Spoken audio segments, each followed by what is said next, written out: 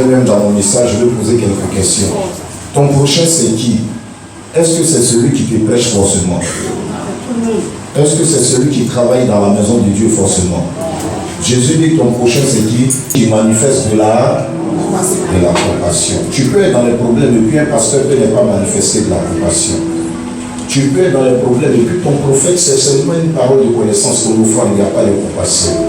Je parle de la définition biblique. Il y a la définition du dictionnaire qu'on peut appeler la définition étymologique. Mais ici, je parle de la définition exégétique, la définition biblique. Ça veut dire chez Dieu, là, comme dit mon prochain, c'est celui qui me voit quand je suis dans les difficultés et qui manifeste de la compassion. Lisons le verset 37. Ton prochain, c'est qui? Selon le verset 37. C'est celui qui manifeste la miséricorde envers qui? Envers quelqu'un qui est souffrant. Parce que c'est un homme qui a été agressé par des bandits, par des brigands. Amen. Alors demande à ton voisin, est-ce que réellement tu es mon prochain, selon la parole de Dieu? Demande, est-ce que tu as pitié de moi quand je suis dans les douleurs? Alléluia. Alors la Bible nous dit que c'est un maître de la loi. Ça veut dire en Israël, ceux qui avaient l'habitude de prêcher dans le temple, il y a un qui s'est approché de Jésus-Christ pour le tenter, pour le prouver, pour voir vraiment s'il connaissait la parole de Dieu. Et donc, pour l'éprouver, il a posé cette question. Seigneur, qu'est-ce qu'il faut pour que quelqu'un puisse hériter de la vie éternelle? La vie éternelle, c'est la vie de Dieu. Il y a 3 types de vie dont Jésus-Christ parle. L'homme est fait esprit, âme et corps. Le corps répond à des besoins physiologiques. Donc, le corps a sa vie. C'est ce qu'on appelle la vie bios. C'est pourquoi on parle de biosphère, biologie. C'est la vie animale. C'est la vie des cellules. Ton corps, pour qu'il vive, il faut de la nourriture. Il faut de l'eau. Il faut être en bonne santé. Vivre dans un cadre qui est propre. Ton corps vit de la nourriture. Ton corps vit de l'eau. Si on prive ton corps de la nourriture pendant plusieurs mois, plusieurs années, tu vas mourir. Tu ne pourras même pas faire un an, tu vas mourir. Donc ce corps que vous voyez, qu'on habille, qu'on maquille, à part la nourriture, à part l'eau, ce corps-là n'est rien. Ce corps aussi est utile pour satisfaire certains besoins. La reproduction, c'est-à-dire les rapports sexuels, faire des enfants et autres. Voici ce que c'est ce corps. Alléluia. Mais à part la vie du corps, il y a encore une autre vie qu'on appelle la vie psychique, la vie de nos pensées. La vie de nos pensées. Dans 1 Corinthiens 2, Paul parle de la vie animale, ça veut dire la vie de l'âme, la vie émotionnelle, la vie sentimentale. C'est ça la vie de l'âme animale, ce qui anime le corps. Notre corps est animé par des sentiments. Quand notre âme est en joie, on peut le ressentir sur notre visage. Quand nous sommes en colère, on peut le ressentir sur notre visage. Maintenant, l'autre type de vie dont parle la Bible, c'est la vie de notre esprit, qu'on appelle la vie spirituelle. C'est la vie du cœur. Jésus appelle ça la vie abondante quand on est né de nouveau. Donc la vie éternelle, en d'autres termes, c'est la vie de l'éternel. Ce n'est pas la vie qui commence quand vous êtes mort, mais c'est la vie que vous recevez le jour où vous acceptez Jésus comme votre Seigneur et votre Sauveur personnel. Le jour que vous commencez à marcher avec Dieu, cette vie-là est appelée la vie éternelle. Et Jésus a dit à ce jeune homme, pour hériter de la vie éternelle, il faut mettre en pratique ce qui est dans la parole de Dieu. Et il lui a posé la question à ce docteur de la loi, qu'est-ce que tu lis dans la parole?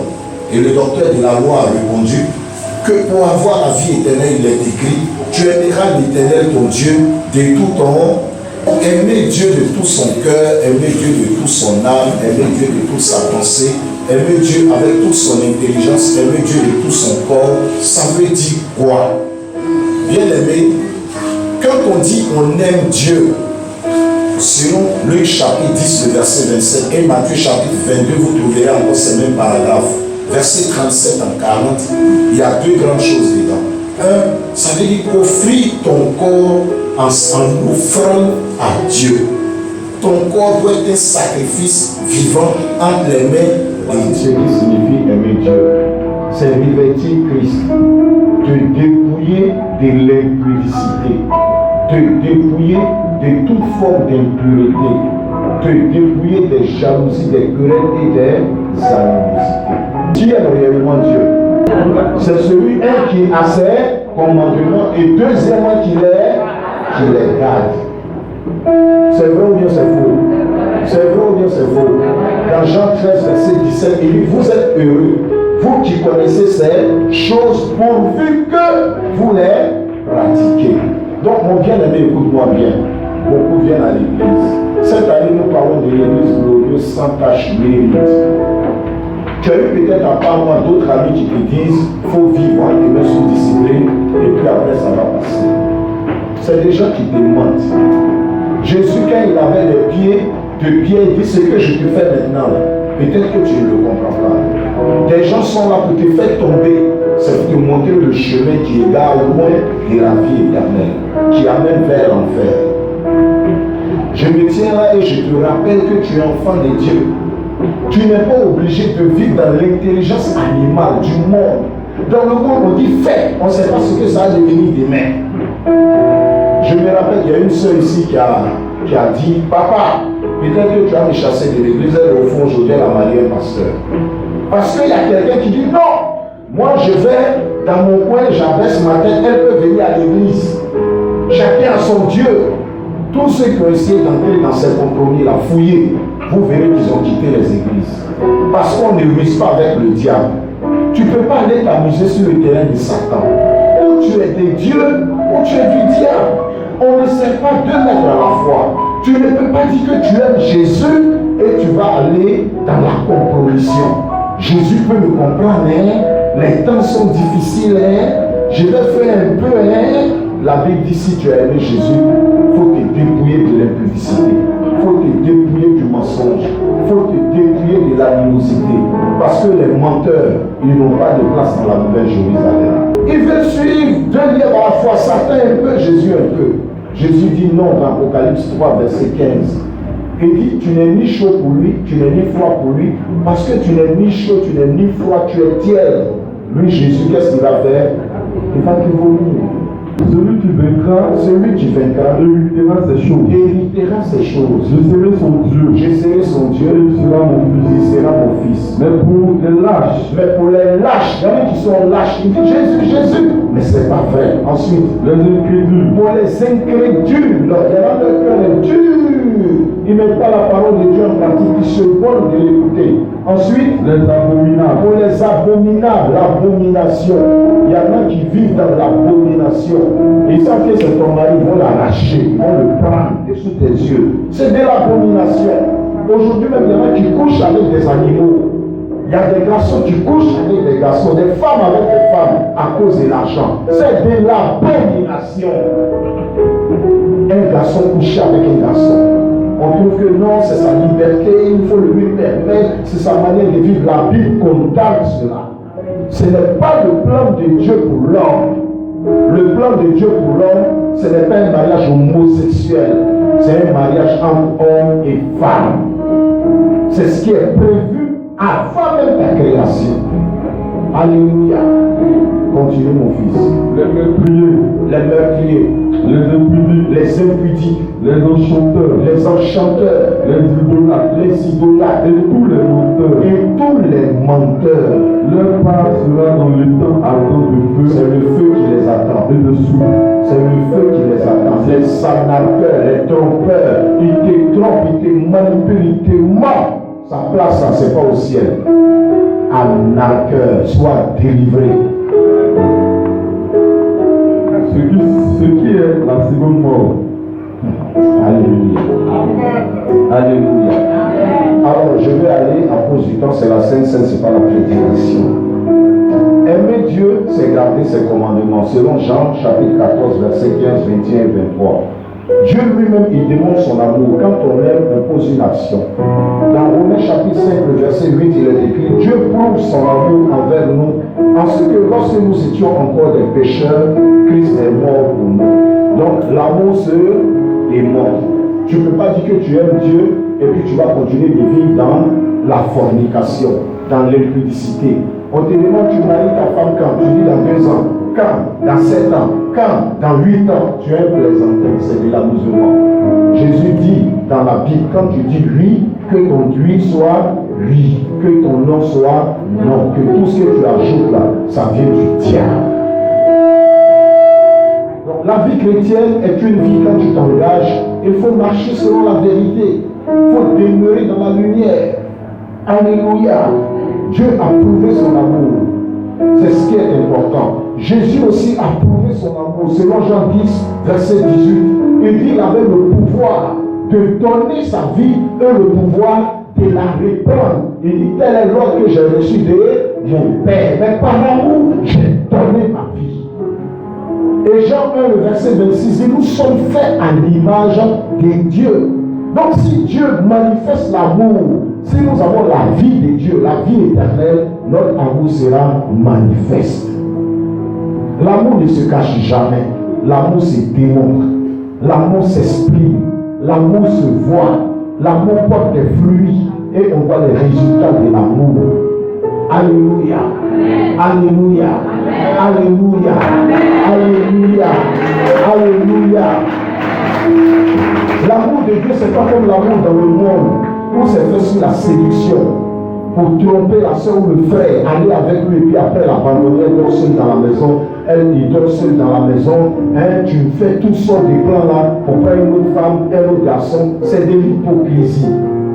Mais l'amour de Dieu est honnête, l'amour de Dieu est sincère, l'amour de Dieu est vrai, l'amour de Dieu est incorruptible.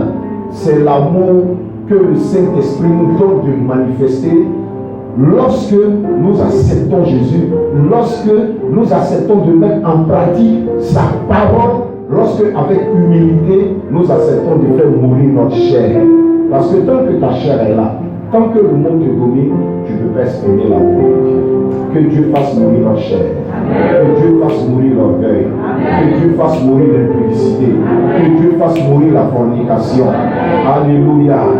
Tant que je viendrai, j'aurai le temps, je te parlerai des bienfaits de la sanctification. C'est le message, on te dit: oh, c'est passé, Jésus est déjà mort pour toi. C'est vrai, Christ est mort. Quand tu as dit oui, c'est la sanctification positionnelle. Mais tu ne peux pas dire oui à Jésus et puis servir le diable. Continuer à détruire ton frère, aller faire de l'hypocrisie, des commérages derrière ton frère. Est-ce que Jésus le ferait? Qui est-ce qui fait de telles choses? C'est le diable, ce sont les armes de Satan. Mais l'amour de Dieu est saint, il est pur, il est vrai. Il marche dans la lumière. Il y en a qui ne marchent pas dans la lumière. Il y a des femmes qui ont oublié leur portable au marché, va laisser sur les bancs courir pour revenir. Ce portable est rempli d'adultère, est rempli de péché. Tu es femme chrétienne et dans ton portable, il y a film porno. Tu n'es pas encore délivré. Sois délivré ce matin au nom de Jésus. Tu te laves ton portable seul. Chérie, ton portable seul. Ne te croche pas. C'est mon grand-père. Toi, si ton grand-père appelle, il n'a pas mangé, toi, de quelqu'un, il ne peut pas décrocher. Tu as quel problème avec ton portable? Si ta femme cache son portable, elle ne veut pas que tu y touches du tout. C'est difficile, elle te trompe. Il faut l'amener devant son pasteur. Amène-la devant moi. On va dire: il y a quoi dans ton portable là?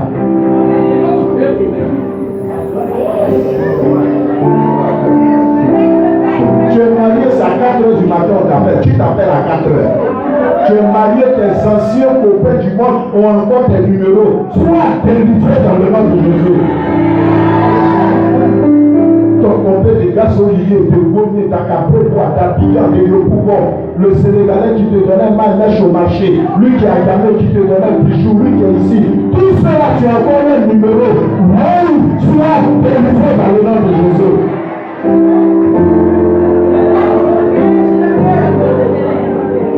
Tu n'as pas un peu de compassion, tu n'as pas un peu de miséricorde, tu n'aimes pas ton prochain. Pourquoi tu l'appelles chérie? C'est de l'hypocrisie. Tu as encore le masque. La vie chrétienne est bâtie sur la vérité. La vie chrétienne est bâtie sur la sainteté. La vie chrétienne est bâtie sur l'amour. La vie chrétienne est bâtie sur la justice. La vie chrétienne, c'est une vie de lumière.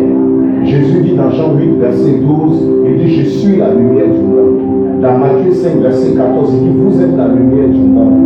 Quand tu es lumière, tu ne peux plus être ténèbres. Il dit, une ville qui est placée sur une montagne ne peut être cachée.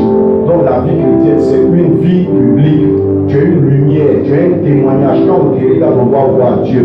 Quand on te regarde, on doit voir la vérité. Tu ne peux pas être encore chrétien, ta langue continue de mentir, une langue de vipère. Tu dois changer, tu dois accepter d'aller de gloire en gloire avec le Seigneur Jésus-Christ.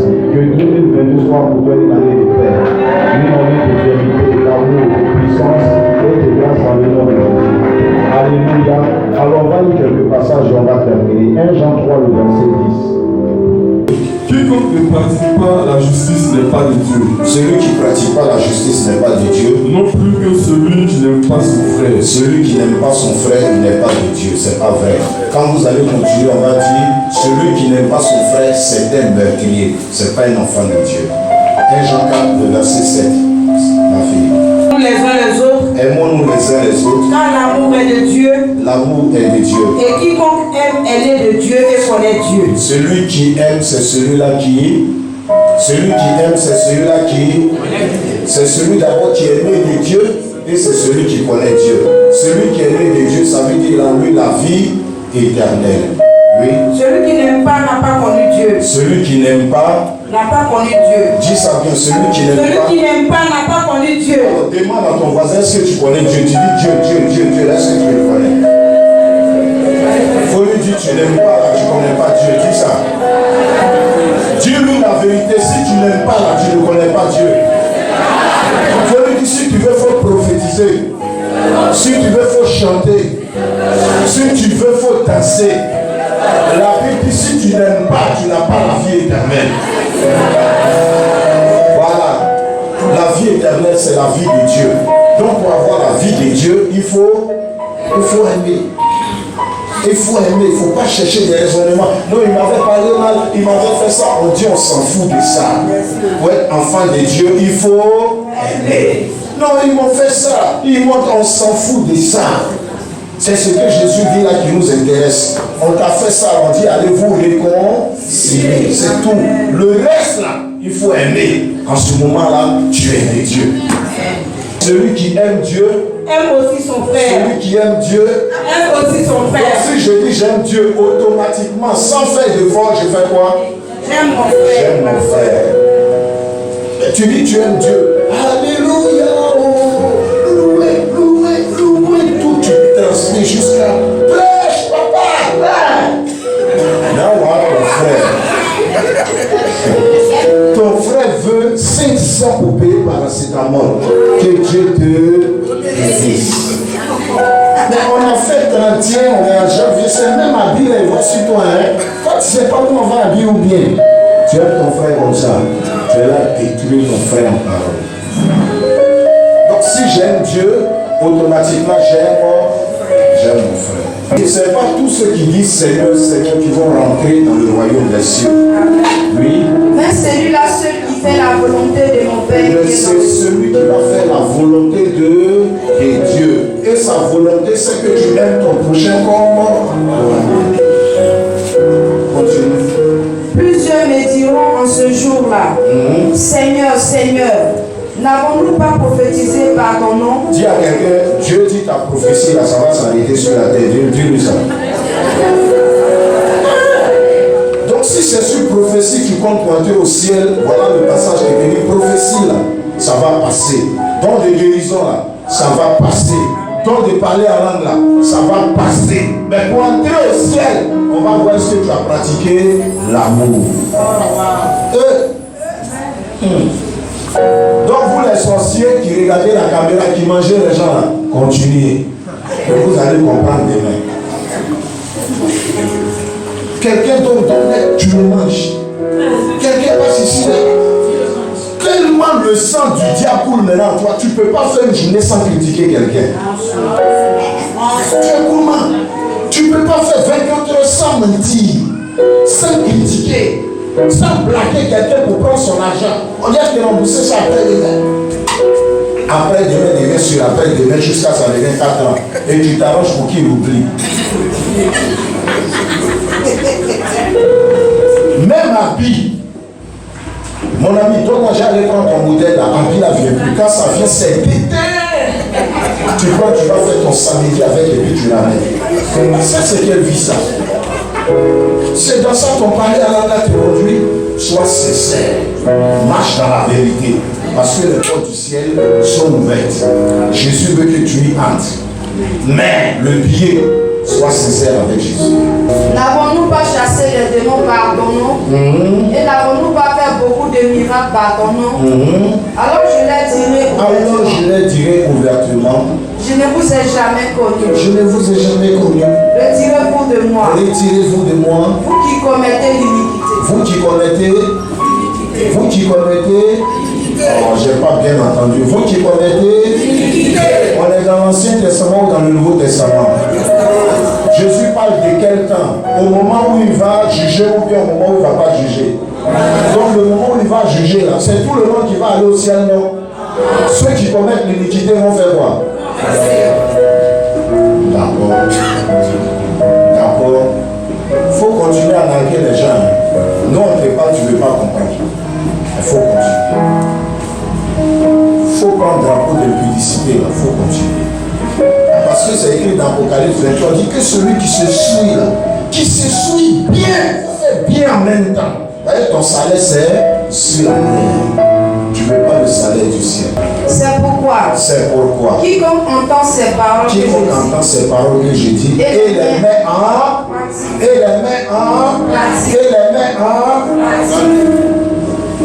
sera semblable à un homme prudent qui a bâti sa maison sur le roc. C'est bien le mariage, mais quand c'est pas sur le roc, ça va s'effondrer. C'est bien l'argent, quand c'est pas sur le roc, ça va t'effondrer. C'est bien tout ce que tu fais, mais quand c'est pas en Jésus, c'est pas sur Jésus, c'est pas dans la vérité. Il y en a même ça conduit en prison d'abord et puis avant. Mais il y en a qui sont en prison plein parce qu'ils ont volé, parce qu'ils ont fait du n'importe quoi. Donc la loi des hommes les condamne d'abord même avant de tomber dans les mains de Dieu. Si donc au moment de présenter ton offrande devant l'autel,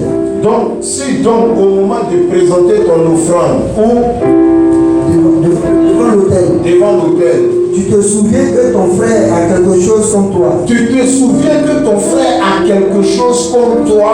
On ne dit même pas que toi tu as quelque chose contre ton frère, mais tu t'es rappelé que ta soeur, ça fait 3 jours qu'elle ne parle pas. Il faut faire quoi? Laisse là ton offrande. On n'a pas dit retourner l'offrande à la maison. Il faut laisser là ton offrande. Il faut faire quoi? Laisse là ton offrande devant l'autel. Et va d'abord te réconcilier avec ton frère. Va. Il y a un mot, va. Non, avant de te réconcilier, va d'abord.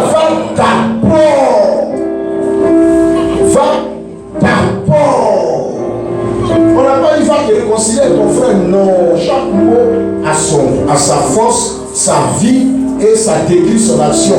Va d'abord. Si tu veux, va. Premièrement, ce qui est prioritaire devant Dieu. C'est vrai, l'offrande est bonne, c'est une adoration, mais va d'abord te réconcilier. Va te réconcilier d'abord et puis reviens. Il ne faut pas rester là-bas. Va d'abord te réconcilier et puis ensuite tu reviendras Présenter ton offrande. Voilà mon offrande, voilà mon témoignage. Donc même avant de venir témoigner, là, tu ne parles pas à lui qui est dans la salle même. Laisse. Va d'abord te réconcilier et puis reviens. Voici la vie chrétienne présentée par Jésus. Est-ce que tu acceptes cette vie? Est-ce que tu acceptes cette vie? Est-ce que tu acceptes Jésus? Accepter Jésus, c'est accepter sa parole. C'est pas dire, oh, Lazare, tu acceptes? Oui, oui, oui. Est-ce que tu acceptes? Est-ce que tu t'engages à marcher selon cela? Est-ce que tu t'engages à marcher selon la vérité? À aimer ton prochain, à pardonner, à te réconcilier,